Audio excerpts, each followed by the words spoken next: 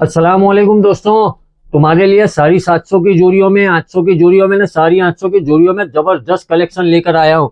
आप बड़ी जोड़ियां मार्केट में पूछोगे तो इसका भाव तुमको 1300-1400 रुपए कहेंगे ला। अल्लाह देखो अपनी दुकान पे आओ तो 70% माल जो है ने ये सारी 700 की जोड़ियों का है। फिर 10% माल जो है 800 की जोड़ियों का है। 10% माल जो है सारी 800 की जोड़ियों का है।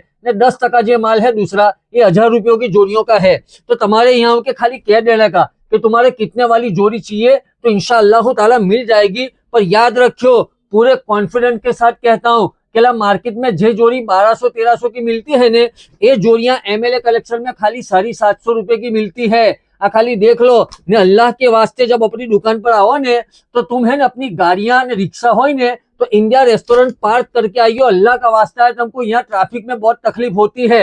ने देख लो मैंने ये जैकेट भी पहना है तो ऐसे अमुक पीस है, 2-3 कलर है।